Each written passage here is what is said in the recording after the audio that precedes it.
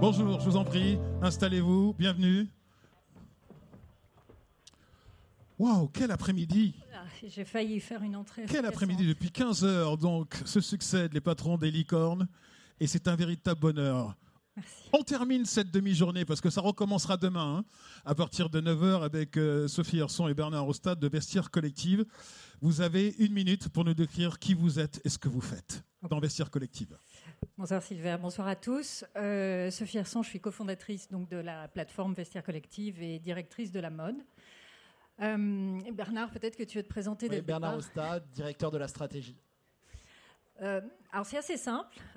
Vestiaire Collective, c'est une marketplace d'achat et de vente d'articles de mode de seconde main de luxe. La particularité de Vestiaire, c'est qu'on offre un service d'authentification pour assurer une pleine confiance sur la plateforme. On a créé la société avec Fanny Moisan il y a 13 ans, donc en 2009. Aujourd'hui, c'est une plateforme d'envergure internationale. On est présent dans toute l'Europe, aux États-Unis et en Asie, alors plus particulièrement Hong Kong, Singapour, Australie et très dernièrement la Corée du Sud. Et voilà, l'ampleur de Vestiaire aujourd'hui en quelques chiffres. Il y a eu beaucoup de chiffres cet après-midi. C'est 800 employés, 23 millions de membres et 5 millions d'articles aujourd'hui disponibles à la vente sur le site. Sophie, quand on parle de vêtements de deuxième main, aujourd'hui c'est une évidence, mais on a dû vous dire 100 fois, et vous le répétez 100 fois, quand vous êtes lancé il y a 13 ans, on a dû vous prendre pour une frappe à dingue quand même, non? Alors ça, vous n'êtes pas le premier à me le dire, à nous le dire.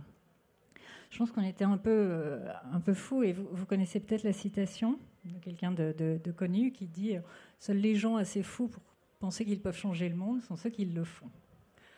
Alors, est-ce qu'on était ces fous-là dans une certaine mesure? Mais je pense surtout qu'on avait envie de faire quelque chose, de transformer, de disrupter dans le bon sens du terme, je pense d'innover.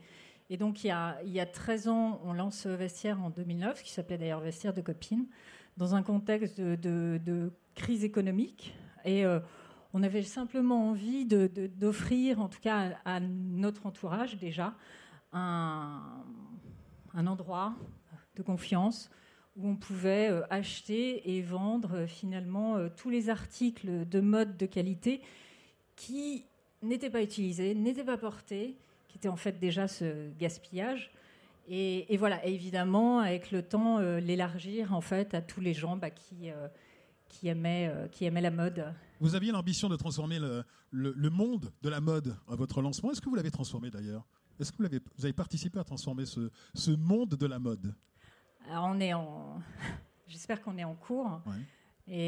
Et je pense que c'est notre vision. Notre vision, c'est transformer cette industrie pour un avenir plus durable, en s'appuyant évidemment, c'est pas que nous, en s'appuyant sur une communauté qui va grandir, qui est mondiale, et qui partage les mêmes valeurs et qui a envie de s'engager dans cette mission. Mais on est en chemin. Vous êtes en chemin, en tout cas, vous êtes sur un très beau chemin, puisque, et on peut le voir avec ce chemin parcouru depuis 3 ans, vous venez de réaliser une récente acquisition, vous avez racheté un concurrent américain. Bernard Ostade, c'est vous qui allez en parler ou c'est Sophie? C'est vous qui êtes à la manœuvre, hein. Alors parlez-nous, qu'est-ce qui s'est-il passé avec ce rachat de ce concurrent américain? Merci beaucoup. Et déjà, je vais en profiter pour remercier la REF et les remercier pour cette initiative sur les licornes. On est très fiers d'en faire partie et je pense que c'est une super... On est très heureux de vous recevoir. Merci beaucoup. Donc oui, on a fait l'acquisition de Tradesy, qui était notre principal concurrent aux États-Unis, qui est une société qui, comme Vestiaire Collective, avait été créée en 2009. Vestiaire s'était beaucoup développé dans un premier temps en Europe, eux aux États-Unis. Et on est en cours d'intégration. L'intégration se passe très bien. Les équipes, l'opération avait été conclue en avril. Les équipes travaillent très bien ensemble dans l'objectif d'une mise en commun des deux plateformes, avec l'objectif de réaliser cette mise en commun, je dirais, pour les fêtes de fin d'année. Les clients à ce stade sont très réceptifs à cette initiative, donc on est très satisfait de cette opération. Les États-Unis, c'est avec la Chine le premier marché pour la mode de luxe. Donc c'était absolument stratégique pour Vestiaire Collective de s'y développer, d'accélérer dans cette région. Aujourd'hui, les États-Unis représentent à peu près un tiers de notre activité. Et bientôt la Corée? La Corée ? Absolument, la Corée depuis cet été. La Corée du Sud ? C'était un projet d'envergure. Comme le disait Sophie, on est présent déjà à Hong Kong, à Singapour et en Australie. Notre activité se développe très bien dans cette région, mais la Corée du Sud, pour Vestiaire Collective, à notre petite échelle, c'est un pas de géant. C'est un marché de 15 milliards d'euros, de taille comparable par exemple à la France, la Grande-Bretagne ou l'Italie. Donc clairement un potentiel important, une pénétration de l'e-commerce qui est très importante et des clients qui apportent une importance très élevée à l'authentification qui est la marque de fabrique de Vestiaire Collective. Votre sentiment de fierté, c'est le concurrent américain que vous avez racheté, c'est l'arrivée en Corée du Sud, mais c'est également votre investissement technologique avec une armée d'ingénieurs. Votre armée d'ingénieurs, c'est combien d'ingénieurs ? 300 à peu près ? Ouais, presque 300, je dirais plus de 250, contre 50, moins de 50 il y a un peu plus de 3 ans. Donc on a vraiment dirigé nos investissements vers la technologie avec un objectif qui est clair, qui est offrir la meilleure expérience client possible dans l'objectif d'accélérer l'adoption de notre plateforme et de fidéliser les acheteurs et les vendeurs d'une façon la plus efficace possible, peut-être de façon plus efficace qu'au travers d'investissements marketing. Au centre de votre démarche, qui est capitale, ce sont les enjeux de responsabilité sociale. Et on peut même parler d'urgence en matière de responsabilité sociale, Sophie. Moi, je l'apprends à personne, mais la mode est la troisième industrie la plus polluante au monde. Dès le départ, ce qu'on a voulu chez nous, c'est mettre en avant cette surproduction, cette surconsommation, ce gaspillage. Et je vais vous donner un chiffre. Il y a eu beaucoup de chiffres, mais un qui est très marquant pour moi et qui montre l'impact de Vestiaire, c'est quand vous faites la démarche, parce qu'il y a une action de la part du consommateur. Quand il fait la démarche d'acheter un article de seconde main, il réduit de 90% l'empreinte environnementale comparé à un article neuf que vous iriez acheter en boutique. Alors 90%, c'est énorme. Ça comprend les émissions de gaz à effet de serre, la pollution des eaux, l'utilisation des terres et des eaux et la génération des déchets. Et Vestiaire, du coup, a un réel impact. Évidemment, il n'y a pas que ça. On a fait une évaluation aussi de ce qu'on faisait très bien, ce qu'on faisait moins bien. Il y a le transport qu'on a traité aussi très vite. Mais le fait d'acheter un article d'occasion est un vrai acte. Je dirais que c'est de l'activisme quasiment. C'est un acte engagé. Et aujourd'hui, on est fiers. Une autre fierté, c'est que Vestiaire, du coup, a un bilan environnemental négatif. C'est très chouette de vous découvrir aujourd'hui. 4 questions pour terminer cet entretien. Quelle a été votre plus grande joie au sein de Vestiaire Collective ? Qui répond ? Je vais répondre. On a partagé les 4 questions.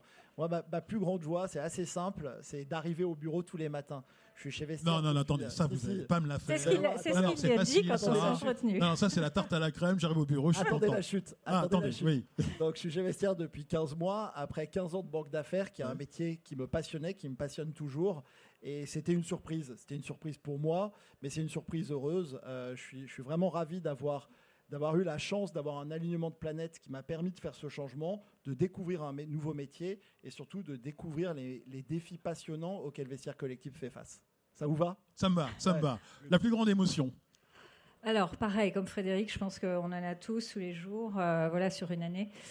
Moi, je pense 2021, on fait une levée de fonds et il y a un Kering qui rentre en investissement chez Vestiaire. Et au-delà de l'aspect... 178 millions, je crois, c'est ça ? Alors, sur ce tour, oui. D'accord. C'est global sur ce tour. Au-delà de l'aspect financier qui était évidemment important pour Vestiaire, et c'est aussi à cette occasion qu'on est devenu licorne. C'est pas que avec Kering, mais en tout cas... Le fait qu'il y ait une vraie, vous savez, moi je venais du milieu de la mode, qu'il y ait une vraie reconnaissance, une marque de confiance, de reconnaissance d'un leader du luxe, j'avoue que c'était une grande fierté personnelle, mais aussi pour mon associé. Et je dois dire que la fierté est d'autant plus grande que Kering est un des pionniers dans les enjeux environnementaux et sociaux. Et ça fait la fierté d'autant plus grande. La plus grande difficulté, le plus grand défi. Je vais reparler de la Corée. Oui. Quand on est rentré en Corée, on a fait un effort de localisation très important. Quand je dis localisation, c'est la langue, mais c'est aussi la navigation, les paiements, les passwords, etc. Donc c'était quand on l'annonce comme ça, on se dit tiens, c'est un pays de plus par rapport aux 70-80 pays qu'on a déjà. Et la réalité, c'était que c'est la première fois qu'on faisait cet effort qui a nécessité une coordination très forte entre nos équipes tech en Europe, en Asie, et la nouvelle équipe commerciale qu'on a établie à Séoul. Et comment vous voyez dans 10 ans Vestiaire Collective? Est-ce que j'ai 2 minutes 20? Oui, allez-y. Non, c'est compliqué comme question. Alors moi, non. Vestiaire, en fait, ça fait déjà 13 ans qu'on fait ce travail, qu'on a initié ce mouvement, qu'on essaie d'éduquer, d'embarquer. Et voilà, j'aimerais beaucoup, dans 10 ans, je ne sais pas si je serai encore là, mais en tout cas que Vestiaire soit reconnu comme un des acteurs pionniers et qui a tenu un rôle, parce que ça voudrait dire que dans toujours cette transformation de l'industrie, ça veut dire qu'on a été jusqu'au bout de nos convictions, qu'on a été au bout du challenge et que de toute façon on le fait sans regret. Mais voilà, qu'il soit reconnu à la fois dans le développement de notre activité. Et puis le deuxième point qui est très important aussi, je pense que notre rôle de leader d'opinion. Je pense que ça fait partie de nos valeurs aussi avec mon associé, c'est comment on peut aider, comment on peut accompagner, comment on peut aider l'écosystème, comment quand on est devenu B Corp, on était la première marketplace à être certifiée B Corp, qui est pas simple à obtenir, c'est comment on peut accompagner les autres sociétés dans cette démarche. Je pense que toute la journée on a parlé de l'enjeu climatique, environnemental, et en fait le modèle de Vestiaire a un rôle à jouer. Voilà. Merci Sophie Herson, Bernard Costa. Vestiaire Collective,